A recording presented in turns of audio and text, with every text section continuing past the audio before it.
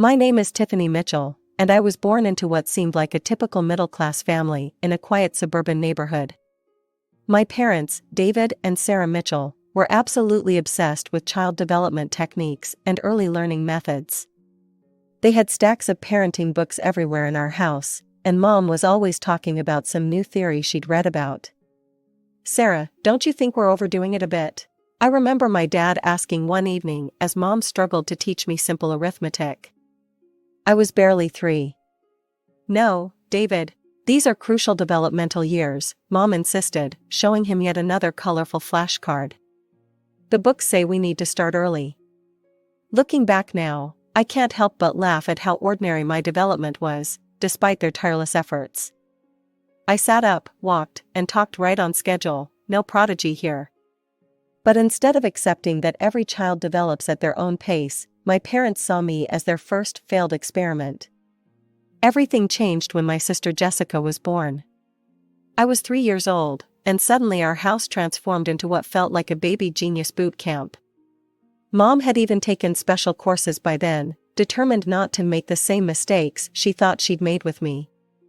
The difference in how they approached raising Jessica was stark. Where I had regular toys, Jessica had educational development tools. Where I had picture books, Jessica had cognitive enhancement materials. Every milestone became a celebration. Her first words came early, she walked before her peers, and she could solve puzzles meant for older kids. My grandparents, Peter and Eleanor Mitchell, lived just a few blocks away, and their house became my sanctuary.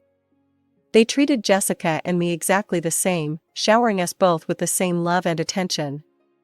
I remember one particular Sunday afternoon when I was about 5, sitting on Grandma Eleanor's lap as she read stories to both Jessica and me. "Both of my granddaughters are perfect just the way they are," Grandma would say, giving us each a cookie. This always seemed to irritate Mom, who would purse her lips and mutter something about acknowledging exceptional talent. "Sarah," Grandma once said firmly during a family dinner, "children need love, not pressure. They're not science experiments." "Mom, you don't understand modern parenting," Dad jumped to Mom's defense. "Jessica shows real promise. We need to nurture that." I sat there, pushing peas around my plate, already understanding that in my parents' eyes, I was just the practice run, the rough draft before they created their masterpiece. Elementary school was a pretty normal experience for me. I wasn't at the top of my class, but I wasn't at the bottom either. I made friends, did my homework, and generally enjoyed being a regular kid. My report cards were filled with B's and the occasional A, which I thought was perfectly fine. My parents, however, barely glanced at them. Then came the day Jessica started school. But unlike me, who went to our local public school, my sister got a different treatment entirely. "We've enrolled Jessica in the Wellington Academy for Gifted Children," Mom announced proudly at dinner one evening. They rarely accept children so young, but they were very impressed with her test scores. I remember choking on my milk. Wellington was that fancy private school across town, the one with the huge campus and Olympic-sized swimming pool. The tuition there cost more than a car. The spending didn't stop there. Every time Jessica complained about the workload or threw a tantrum about homework, our parents' solution was to throw money at the problem. "I don't want to do math today," Jessica would whine. "It's too hard." "Tell you what, sweetie," Mom would say. "If you finish your homework, we can go to the toy store and get that new dollhouse she wanted." It didn't take long for Jessica to figure out this game. Soon, every minor accomplishment came with a price tag. "If I get an A on this test, can I get the new iPad, or I'll do extra credit if you buy me those designer shoes." Meanwhile, I sat at our kitchen table, doing my homework alone. No rewards, no special attention. Once, I got the highest score in my class on a science project, a solar system model I spent weeks building. When I showed it to Mom, she just nodded and said, "That's nice, honey." "Oh, did you hear? Jessica got accepted into the advanced mathematics program." The final straw came when I was 13. I had just finished decorating my room, the bigger of the 2 kids' bedrooms, with posters of my favorite bands and some photos of me with my friends. It wasn't anything fancy, but it was my space, my sanctuary. One evening, Jessica marched into the living room where our parents were watching TV. "I want Tiffany's room," she demanded, hands on her hips. "Mine is too small for all my things, and I need more space for my study area." I looked up from my book, certain our parents would shut down this ridiculous request. Instead, Mom and Dad exchanged glances. "You know, that makes sense," Dad said.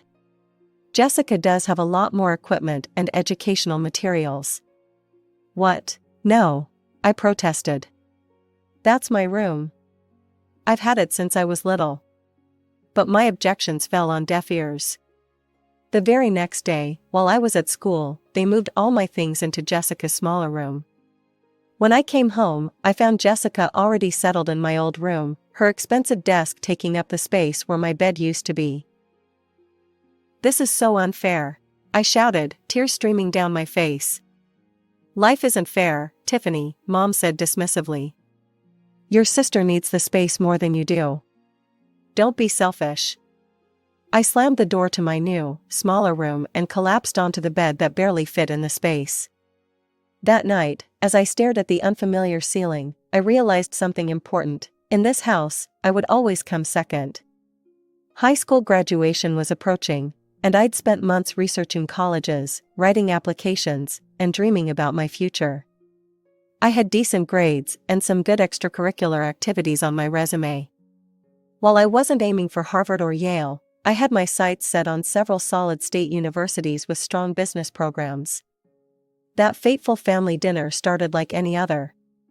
Grandma and Grandpa had come over for Mom's Sunday roast, and we were all seated around the dining room table. Jessica was bragging about her latest academic achievement while Mom and Dad beamed at her with pride. "So, Tiffany," Grandma Eleanor turned to me with genuine interest, "tell us about your college plans. Where are you thinking of applying?" I straightened up in my chair, excited to finally share my plans. "Well, I've been looking at State University's business program. There." "Oh, about that," Mom cut me off mid-sentence, setting down her fork with a sharp clink against the plate. "We've been meaning to discuss this with you, Tiffany. Your father and I have decided we won't be able to help with your college tuition. We need to save all our resources for Jessica's education.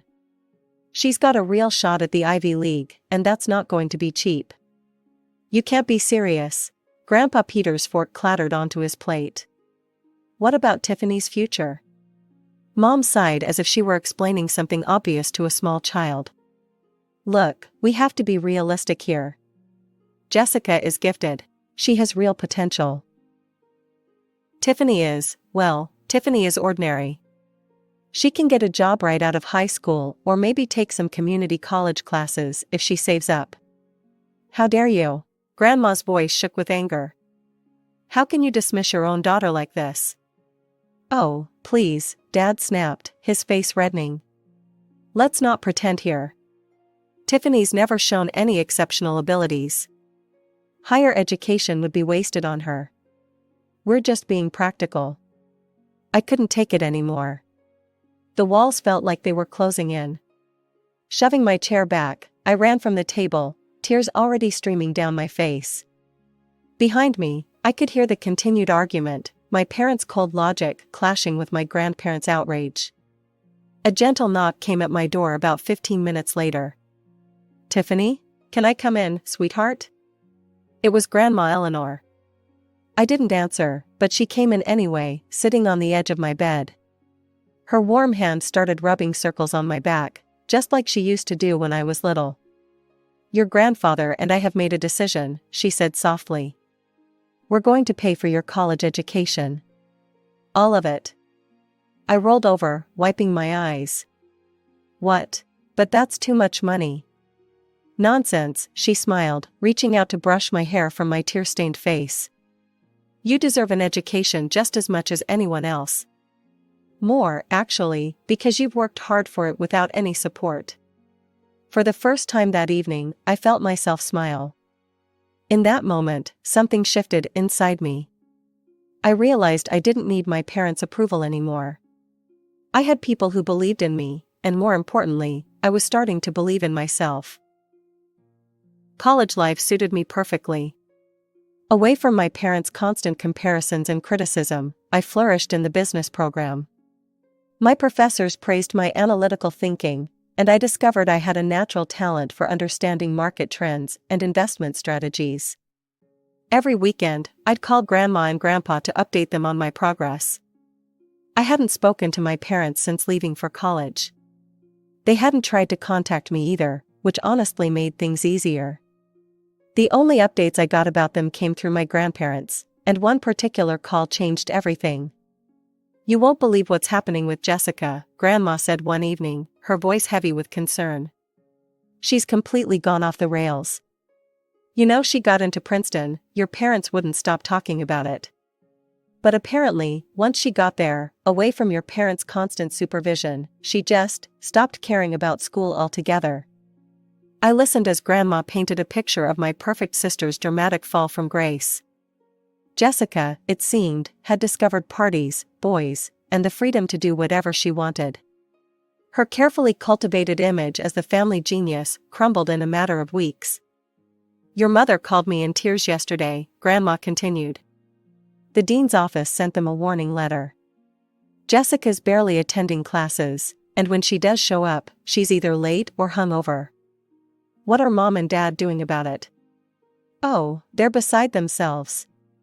They've tried everything, threatening to cut off her allowance, promising her a new car if she brings her grades up, even flying out to Princeton to talk some sense into her. But Jessica just laughs it off." The irony wasn't lost on me. After years of giving Jessica everything she wanted, my parents had created someone who didn't know how to handle responsibility. A month later, Grandma called with an update. "Well, it finally happened," she said. "Jessica got kicked out of Princeton. Failed almost every class, and had too many disciplinary infractions to count." I could hardly believe it. The golden child, the genius, the one who was supposed to bring glory to the family name, kicked out of college after just 1 year. "She's moved back home," Grandma added. "Your parents are in shock. They keep saying there must be some mistake, that the university didn't understand Jessica's special needs as a gifted student." Over the next few months, through my regular calls with my grandparents, I learned that Jessica had settled into a comfortable routine of doing absolutely nothing. She slept until noon, went out with different guys every night, and treated our parents' house like a hotel. "Your father tried to get her to at least look for a job," Grandpa told me during one call. "She told him that work was beneath someone of her intelligence level." I felt vindicated and pleased. And at the same time, I felt relieved that I'd escaped their suffocating expectations and found my own path. After graduation, I landed a position as a junior investment analyst at Meridian Financial, one of the most respected firms in my hometown. Grandma and Grandpa insisted I stay with them until I got settled, and I gratefully accepted. The unexpected reunion with my parents happened on a Saturday morning at Marshall's Grocery. I was comparing prices on organic tomatoes when I heard my mother's voice. "Tiffany? Is that really you?" I turned to find both my parents standing there, looking older than I remembered. Mom was clutching her shopping cart like a lifeline. "We've missed you so much," Dad said, his voice unusually gentle. "Why don't you come over for dinner sometime?" Part of me wanted to decline, to remind them of how they dismissed me years ago. But curiosity won out. "Sure," I heard myself say. "When?" The dinner was surreal. The same house, the same dining room table, but everything felt different. My parents couldn't stop praising my job at Meridian. "Investment analyst. At such a prestigious firm," Mom kept saying. "We're so proud of you, honey. James Wilson told me they only hire the best and brightest at Meridian." I could see Jessica's knuckles turning white around her fork. She'd just quit another retail job, her third that year. Over the next few years, I worked my way up at Meridian. Each promotion came with new responsibilities and challenges, which I tackled head-on. My parents started inviting me to regular family dinners, and I accepted occasionally, maintaining a careful distance while allowing them back into my life. Jessica continued her pattern of short-lived jobs and longer periods of unemployment, never leaving our parents' house. She'd work as a waitress for a few months, then quit because it was beneath her. She'd try reception work, then leave because it was too boring. Everything changed again at one of our family gatherings. Jessica burst through the front door, dragging along a tall, well-dressed man in his 30s. "Everyone, this is Charles," she announced triumphantly. "My boyfriend." Charles was polite and well-spoken, clearly from money. Jessica spent the entire evening shooting smug looks my way. "See," she finally said during dinner, her voice dripping with satisfaction. "I bet you didn't expect me to find someone before you did, Miss Career Woman." I just shrugged and took another bite of Mom's pot roast. Jessica's attempt to get under my skin felt childish, especially given everything I'd achieved. My parents, however, were completely smitten with Charles. They hung on his every word about his family's real estate empire and his private school education. When he left that evening, promising to take Jessica to some fancy restaurant the following weekend, Mom pulled me aside. "Isn't it wonderful?" she whispered excitedly. "Charles comes from such a good family. They own half the commercial properties downtown. Jessica's finally found her path to success." I didn't bother pointing out that dating a rich man wasn't exactly a career achievement. Some things never changed. My big break at Meridian Financial came when I spotted a critical error in one of our major investment portfolios.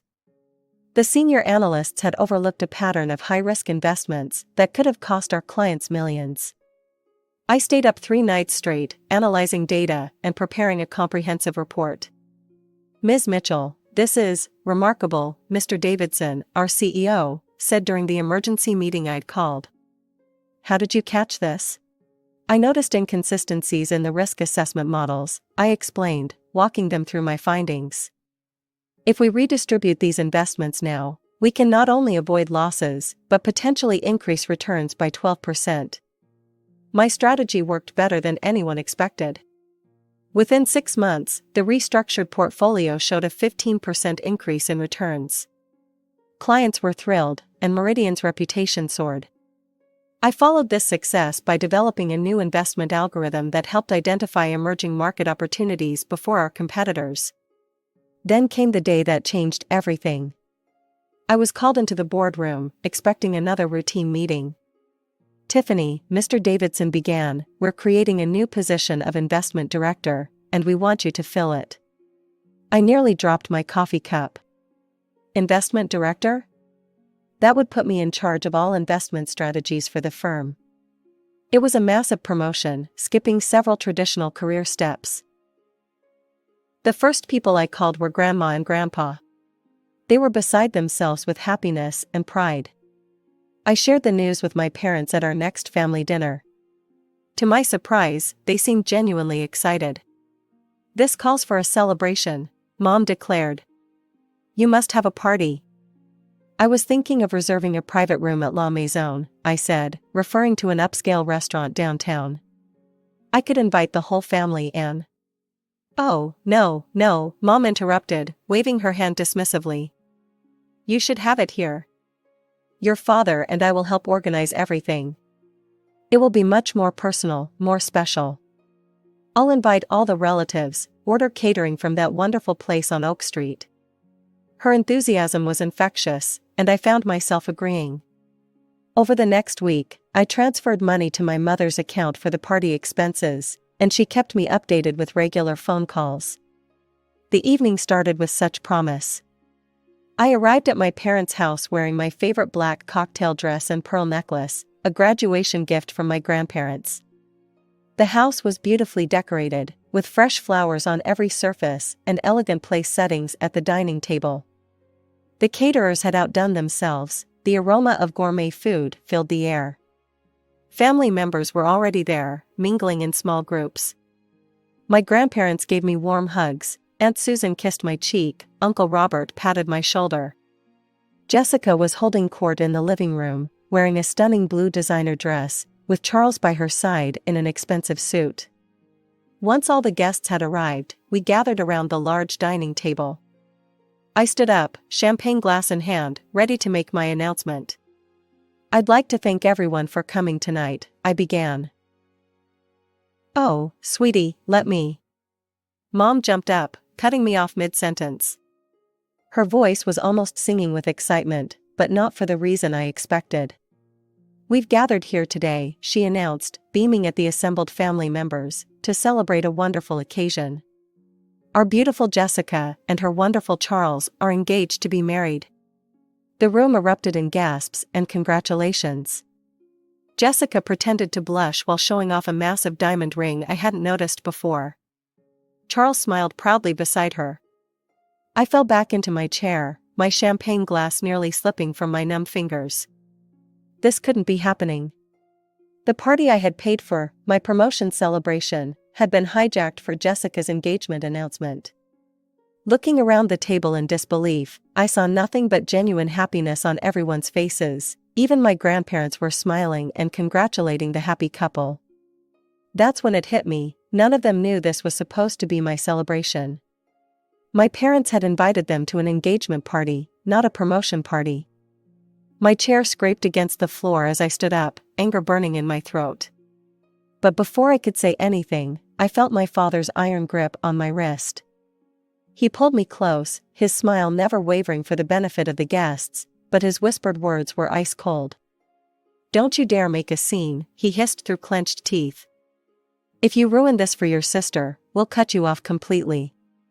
No inheritance, no family, nothing. Sit down and smile." I yanked my hand away from my father's grip. "No," I said, my voice cutting through the cheerful chatter. "Everyone needs to know the truth." The room fell silent. Jessica's smug smile froze on her face. "This party," I continued, my voice growing stronger, "was supposed to be celebrating my promotion to investment director at Meridian Financial. I paid for everything, the food, the decorations, all of it. My parents took my money and turned my celebration into an engagement party for Jessica without telling me." Gasps and whispers filled the room. Aunt Susan's hand flew to her mouth in shock. "That's not true." Mom tried to interrupt, her face flushing red. "Tiffany, stop this nonsense right now." "Show them the invitation, Aunt Susan," I said calmly. "What does it say?" Aunt Susan fumbled in her purse and pulled out the cream-colored card. It says join us in celebrating the engagement of Jessica Mitchell and Charles Aldridge." Charles stood up slowly, his face darkening. "You told me this was a family dinner where you'd announce our engagement. You never said anything about stealing your sister's celebration." "Charlie, baby, let me explain," Jessica started, but he cut her off. "No, I've seen enough." He turned to me. "I'm sorry, Tiffany, I had no idea." Then he looked at Jessica. "This engagement is off. I won't be part of a family that treats people this way." "Look what you've done," Jessica shrieked at me as Charles walked out. "You've ruined everything. You're just jealous, because I found someone and you're still alone." "Jealous?" I laughed incredulously. "I'm the investment director of a major financial firm. I don't need to steal someone else's party or trap a rich man into marriage to feel successful." "That's enough," Dad roared, standing up. "You've gone too far, Tiffany. You're no longer part of this family. Consider yourself disinherited." "Fine by me," I said, but before I could continue, Grandpa's voice boomed across the table. "Actually, David," he said, standing up with Grandma, "your inheritance won't matter much. Eleanor and I have already changed our will. Everything we have is going to Tiffany." "What?" Mom gasped. "She's the only one in this family with any integrity," Grandma added, her voice firm. "We've watched for years as you favored Jessica and pushed Tiffany aside. No more." The evening devolved into chaos after that. Relatives began leaving in embarrassed hurries, Jessica ran upstairs in tears, and my parents stood in stunned silence. I picked up my purse and walked to the door, holding my head high. "Goodbye," I said, not looking back. "Don't contact me again." That was 3 years ago. I haven't spoken to my parents or Jessica since that night. I heard through the grapevine that Jessica still lives at home, bitter about losing Charles and his money. My parents tried to reach out once or twice, but I blocked their numbers. My grandparents, though, remain my rocks. We have dinner together every Sunday, and they're more proud of my achievements than my parents ever were. Sometimes I think about that night and realize it was the best thing that could have happened. It freed me from seeking approval from people who would never truly give it. Last week, I was named the youngest CEO in Meridian Financial's history. When I told my grandparents, Grandma cried happy tears, and Grandpa opened a bottle of champagne he'd been saving for a special occasion. To authenticity, he toasted, and to finding your own path. I raised my glass and smiled. Finally, I was exactly where I was meant to be.